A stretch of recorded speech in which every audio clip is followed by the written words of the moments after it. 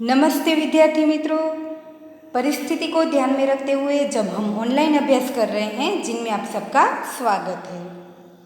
हमने पहले वीडियो में हिंदी व्याकरण का भाषा में क्या महत्व है उनके बारे में परिचय प्राप्त किया था। तो आज व्याकरण के एक ऐसे ही टॉपिक का हम अभ्यास करेंगे जो यह टॉपिक है अब तक के अभ्यासक्रम में आपने उनका परिचय प्राप्त किया हुआ है, फिर भी पुनरावर्तन के तौर पर आज हम उनकी समझूती प्राप्त करेंगे और उनके कुछ प्रकारों की विशेष समझूती देखेंगे। तो हमारे हिंदी व्याकरण का एक ऐसा ही टॉपिक है यहाँ पर दिया गया है जिनका नाम है काल। काल किसे कहते हैं, उनके कितने भेद हैं, उनके उदाहरणों की समझूती देखेंगे। तो साथ साथ परीक्षा में यह टॉपिक हमें किस तरह पूछा जाता है उनका भी परिचय देखते हैं। तो व्याकरण का यह एक ऐसा टॉपिक है जिनके लिए हमें परीक्षा में पूछा जाता है कि यदि कोई वाक्य दिया गया है और उनमें कुछ शब्द रेखांकित किए गए हैं, उन रेखांकित शब्दों के आधारित हमें काल के प्रकारों को पहचानना है, या तो यदि हमें कोई वाक्य दिया गया है और उनके वाक्यों को अन्य काल में परिवर्तित करना है तो हम किस प्रकार करेंगे, उनकी समझूती आज इस वीडियो के माध्यम से हम समझने वाले हैं। तो चलो विद्यार्थी मित्रों, यहाँ से हम शुरुआत करते हैं। काल, काल किसे कहते हैं, सबसे पहले वह हम उन्हें देखेंगे और उनके कितने भेद हैं उनके बारे में देखते हैं। काल, काल का अर्थ है समय। सामान्य रूप से हम देखें तो काल का क्या अर्थ होता है, समय, यानी कि क्रिया के जिस रूप से।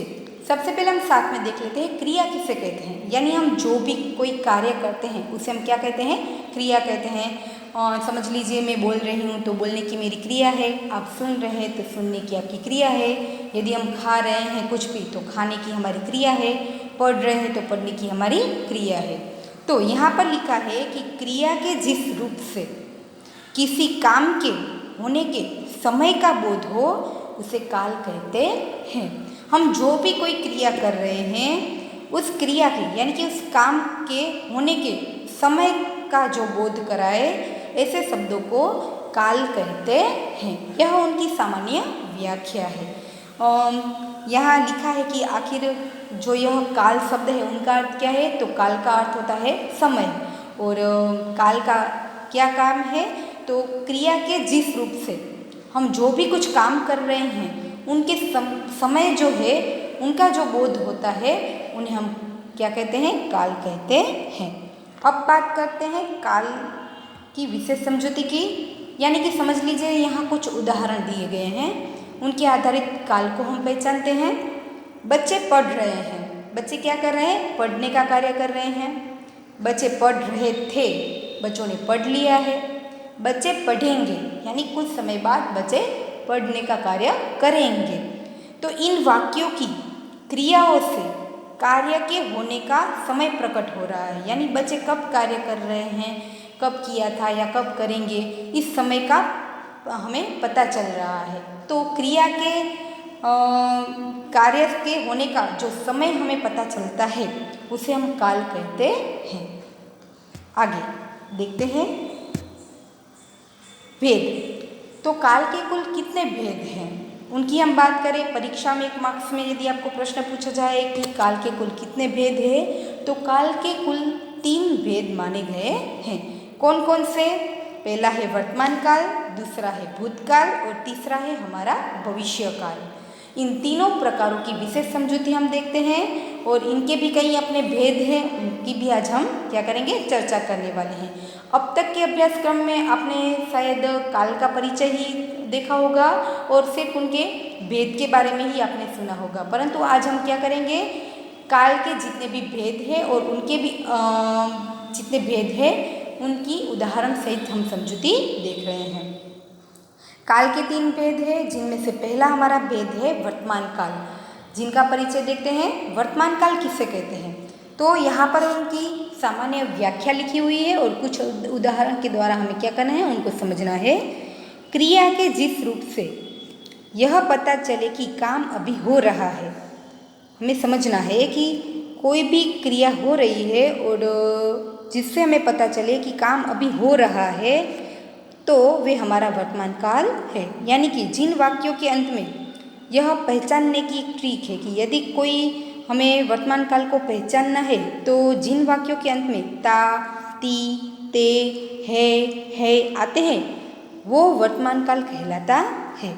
यानी कि हम देखते हैं कि क्रिया के जिस रूप से यह पता चले कि काम अभी ही हो रहा है और जिन वाक्यों के अंत में ता, ती, ते, है आते हैं वो वर्तमान काल कहलाता है। क्रियाओं के होने की निरंतरता को वर्तमान काल कहते हैं। यानी कि अभी जो भी काम हम कर रहे हैं, अब कर रहे हैं, वर्तमान में वो कार्य अभी हो रहा है तो उन्हें वर्तमान काल कहते हैं। कुछ उदाहरण के साथ देखते हैं। वह खेल रहा है, यहाँ क्रिया कौन सी है? खेलने की। यानी कि वह क्या कर रहा है?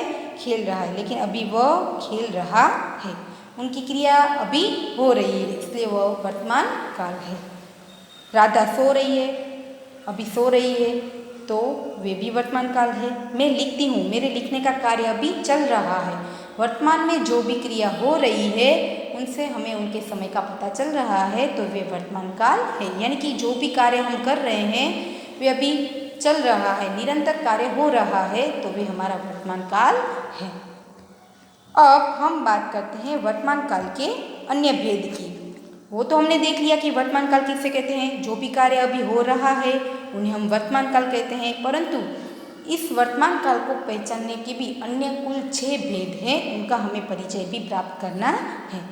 और इन प्रकारों को हमें नहीं पूछा जाता है परीक्षा में, परंतु इन प्रकारों के आधारित हमें वर्तमान काल को अच्छी तरह से पहचानना है। इसलिए हम क्या करेंगे, इन वर्तमान काल के जितने भी भेद हैं उनकी भी व्याख्या समझेंगे, उनके उदाहरण को भी देखेंगे। वर्तमान काल के भेद में पहला हमारा भेद है सामान्य वर्तमान काल। सामान्य वर्तमान काल किसे कहा जाता है, उनकी व्याख्या को यहाँ पढ़े।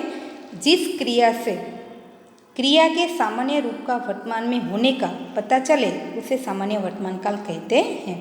वर्तमान में होने का पता चलता हो, यानी कि जो भी कार्य हो रहा है वर्तमान में होने का हमें पता चलता हो तो उन्हें सामान्य वर्तमान काल कहते हैं। जिन वाक्यों के अंत में ता है, ती है, ते है, ता हूँ, ती हूँ आदि आते हैं उसे सामान्य वर्तमान काल कहते हैं। यह कुछ वाक्यों को यानी कि वर्तमान काल को पहचानने के सामान्य ट्रिक है। यानी कि वाक्य के अंत में ता है, ती है, ते है, ता हूँ, ती हूँ आदि आते हैं उसे सामान्य वर्तमान काल कहते हैं। यह हमारे लिए याद रखने के लिए छोटी सी ट्रिक है। एक उदाहरण हम देखते हैं। सीता पढ़ती है, यानी कि सीता अभी पढ़ने का कार्य कर रही है, जो हमारा सामान्य वर्तमान काल है। वह आता है, वह आ रहा है, आने की उनकी क्रिया अभी चल रही है तो वे क्या है, वर्तमान काल है। परंतु वे कौन सा वर्तमान काल है, उनका कौन सा भेद है, सामान्य वर्तमान काल है। हमें परीक्षा में सिर्फ रेखांकित शब्द को पहचानना है कि यह कौन सा काल है। यानी कि पढ़ती है, यानी उनकी पढ़ने की क्रिया अभी चल रही है तो वे सामान्य वर्तमान काल है, या तो सिर्फ हम पहचाने तो यह वर्तमान काल का वाक्य है। अब हम देखते हैं उनके दूसरे प्रकार को। अपूर्ण वर्तमान काल किसे कहते हैं, तो क्रिया के जिस रूप से कार्य के लगातार होने का पता चलता है उसे अपूर्ण वर्तमान काल कहते हैं। यानी कि पूर्ण नहीं हुआ है परंतु वह कार्य लगातार होने का हमें पता चल रहा है तो उसे हम क्या कहेंगे, अपूर्ण वर्तमान काल कहते हैं। तो जिन वाक्यों के अंत में रहा है, रही है, रहा हूँ आदि आते हैं उसे अपूर्ण वर्तमान काल कहते हैं।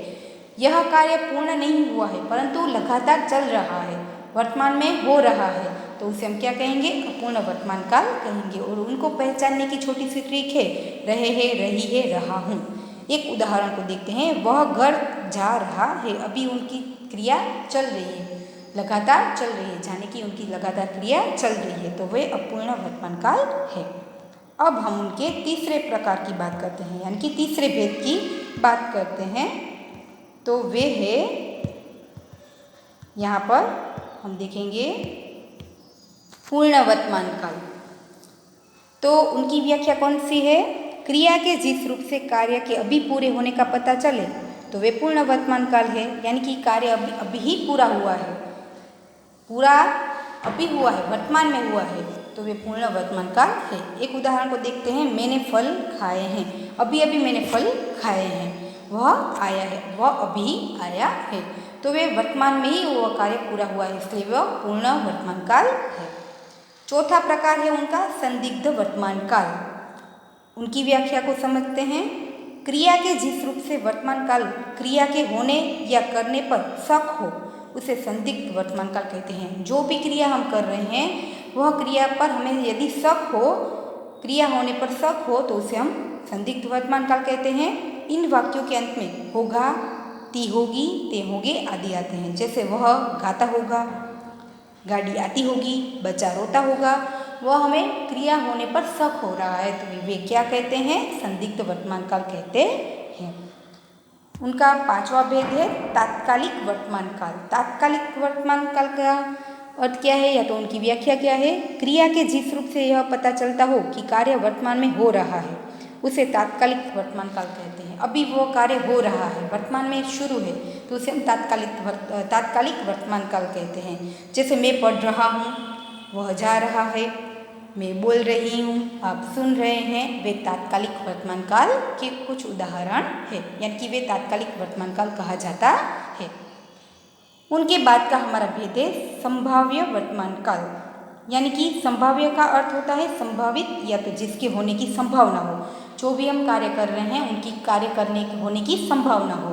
इससे वर्तमान काल में काम के पूरे होने की संभावना होती है, उसे संभाव्य वर्तमान काल कहते हैं। जैसे कि वह चलता हो, उसने खाया हो, जो भी उसने काम किया है उनकी संभावना की जा रही है, तो वे संभाव्य वर्तमान काल कहा जाता है।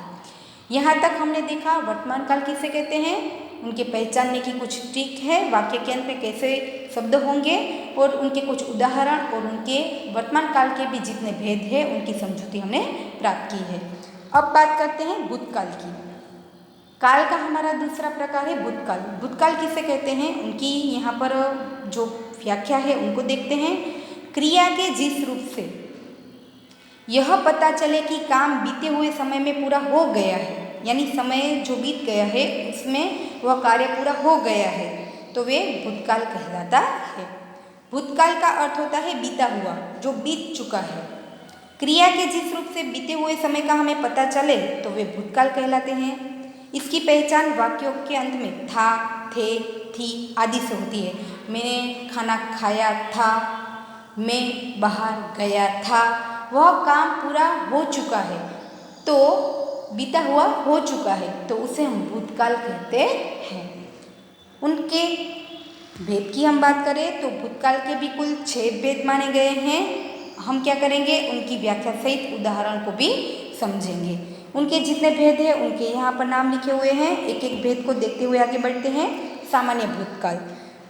तो सामान्य भूतकाल किससे कहते हैं? क्रिया के जिस रूप से वह यह मालूम हो कि काम बीते हुए समय में सामान्यतः पूरा हो गया है, यानी जो समय चला गया है उसमें वह कार्य भी पूरा हो गया है। जिस क्रिया के भूतकाल में क्रिया के सामान्य रूप से बीते समय पूरा होने का संकेत मिले उसे सामान्य भूतकाल कहते हैं। यानी कि वाक्य के अंत में आ, ई, ए, था, थी, थे आते हैं, वे सामान्य भूतकाल होते हैं।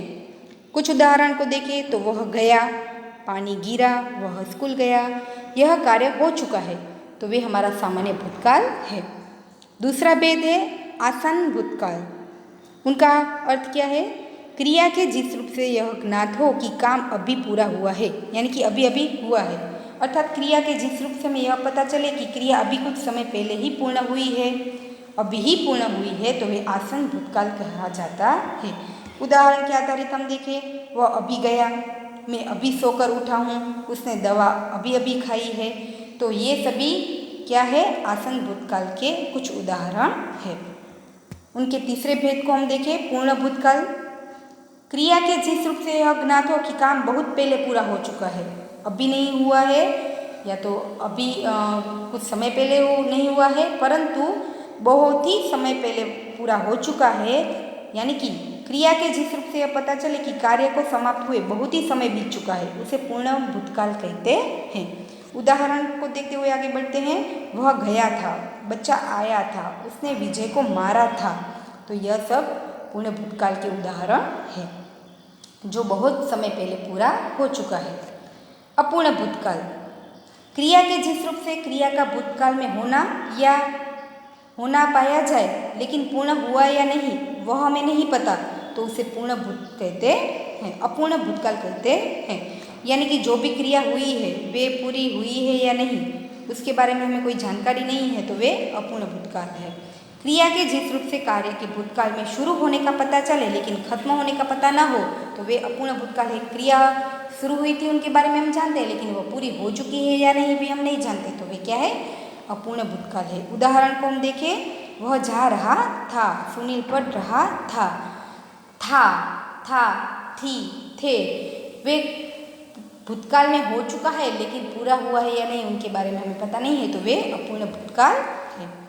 उनके अन्य भेद को हम देखें, संदिग्ध भूतकाल, तो उनका अर्थ क्या है, जिस क्रिया के करने या होने में संदेह हो उसे संदिग्ध भूतकाल कहते हैं। यानी कि जिस रूप से कार्य के भूतकाल में पूरा होने पर संदेह हो, शंका हो रही हो कि वह पूरा हुआ था या नहीं, उसे संदिग्ध भूतकाल कहते हैं।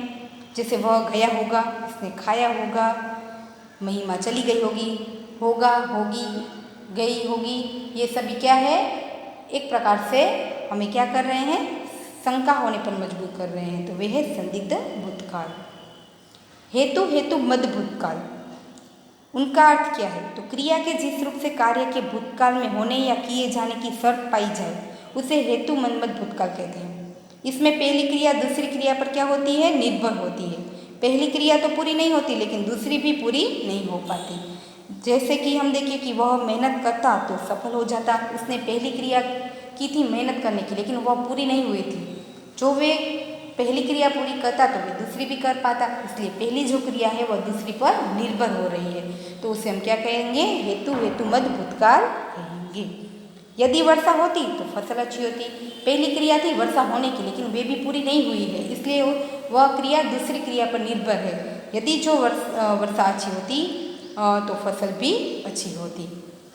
अब हम देखते हैं भविष्य काल के बारे में। यहाँ तक हमने देखा भूतकाल के भेद के बारे में। अब तीसरा हमारा काल का प्रकार है भविष्य काल, जो भविष्य में आने वाले समय में क्रिया होने का हमें क्या करते हैं, परिचय कराते हैं। देखते हैं उनके प्रकार को, उनकी समझौती को। क्रिया के जिस रूप से किसी काम का आने वाले समय में किया जाना हो तो वे भविष्यकाल कहलाता है। जिन वाक्यों के अंत में गा, गे, गी आदि आते हैं वे भविष्यकाल होते हैं। मैं कल अहमदाबाद जाऊंगा, मैं अगले हफ्ते पढ़ाई करूंगा, तो वे आने वाले समय में क्रिया होने वाली है। कार्य आने वाले कुछ समय में होने वाला है तो उसे हम भविष्यकाल कहते हैं। और इन भविष्यकाल के भी कुछ अपने भेद हैं, उनका भी हम परिचय देखते हैं। सामान्य भविष्य, क्रिया के जिस रूप से काम का सामान्य रूप से भविष्य में किया जाना हो, अर्थात जिन शब्दों के अंत में ए, गा, एगी, एगे आदि आते हैं वे सामान्य भविष्यकाल कहलाते हैं। उनके पहचानने की यहाँ ट्रिक या तो पहचानने की ट्रिक के कुछ शब्द दिए गए हैं। उदाहरण को देखिए, वह घर जाएगा, राम आएगा, मैं प्रातः कॉलेज जाऊंगा, माताजी तीर्थ यात्रा पर जाएगी। यानी यह सामान्य भविष्यकाल है, आने वाले समय में यह कार्य होगा, उनका परिचय हो रहा है। उनके बाद है संभाव्य भविष्य, क्रिया का वह रूप जिससे काम के भविष्य में होने या किए जाने की संभावना हो पर निश्चित नहीं है, उसे संभाव्य भविष्य कहते हैं। कार्य होगा यह निश्चित नहीं है परंतु उनकी एक मात्र संभावना की जा रही है, तो वे है संभाव्य भविष्य। शायद कल सवेरे वह आ जाए, वह विजय होगा, शायद आज रात वर्षा होगी। वर्षा होगी कि नहीं यह हमें पता नहीं है, वह भविष्य में होने वाली है परंतु उनकी एक संभावना हो रही है, तो वे हमारे यहाँ संभाव्य भविष्य है। उनके बाद का हमारा भेद देखिए, हेतु मंद भविष्य काल, तो क्रिया के जिस रूप से एक कार्य पूरा होना दूसरी आने वाले समय की क्रिया पर निर्भर हो उसे हेतु मंद भविष्य कहते हैं। इसमें एक क्रिया दूसरी पर निर्भर हो रही है, जैसे ही हमने भूतकाल में देखा था उसी प्रकार यहाँ पर है कि एक क्रिया दूसरे पर निर्भर हो रही है। इसमें एक क्रिया का होना दूसरी क्रिया पर निर्भर है। वह आए तो मैं जाऊँ, जाने की हमारी क्रिया भविष्य में होने वाली है परंतु वे क्या है, पहली क्रिया है जो दूसरी पर निर्भर है, यानी कि वे आए तो मैं जाऊँगा। वह पढ़ेगा तो सफल होगा, यदि वे पढ़ने का कार्य करेगा तो वे क्या होगा, भविष्य में सफल होगा। तो विद्यार्थी मित्रों, भविष्य काल के कुल 3 भेद हैं जिनकी समझौती हमने देखी। वर्तमान काल और भूतकाल के कुल 6 भेद हैं, उनकी भी हमने समझौती देखी। तो साथ साथ हम एक बात और देख लेते हैं कि हमने जो काल है वह किसे कहते हैं, उनकी परिभाषा को देखा। उनके कुल 3 भेद हैं, वर्तमान काल, भूतकाल और भविष्यकाल, और उनके जो पेटा भेद है उनको भी हमने देखा। तो पेपर में हमें किस तरह से पूछा जाता है, या तो अब तक आपको पूछा गया है, उनको भी देख लेते हैं। निम्नलिखित वाक्यों के काल परिवर्तन कीजिए। समझ लीजिए कोई एक काल का वाक्य दिया गया है, उन्हें हमें अन्य दूसरे काल में परिवर्तित करना है। मैं फल खा रहा हूँ, यह वर्तमान काल का वाक्य है, परंतु हमें उन्हें भविष्य काल में परिवर्तित करना है। तो वे हम किस प्रकार लिखेंगे उनका उत्तर, मैं फल खा रहा हूँ, तो अब उनका भविष्य काल होगा मैं फल खाऊंगा। दूसरा वाक्य है मैं राजकोट जाऊंगा, यह भविष्य काल का वाक्य है, तो हमें उनको भूतकाल में परिवर्तित करना है, तो उनका उत्तर होगा मैं राजकोट गया था। तो अब हम एक बात और कर लेते हैं कि यह यदि हमें काल परिवर्तन के लिए पूछा जाए तो वे तो हमें पता चल गया, लेकिन कोई भी वाक्य दिया गया है उनमें जो भी रेखांकित है उनके आधारित हमें क्या करना है, काल के प्रकार को पहचानना है। दोनों तरह से हमें पेपर में पूछा जाता है। तो विद्यार्थी मित्रों, काल क्या है उनका हमने यहाँ परिचय देखा है, और आप यदि चाहे तो एक बार और फिर से इनको पढ़कर भी समझ सकते हैं। और जो यह पूरा टॉपिक है वह हमारा यहाँ समाप्त होता है। आशा है आपको समझ में आ गया होगा। नमस्ते, थैंक यू।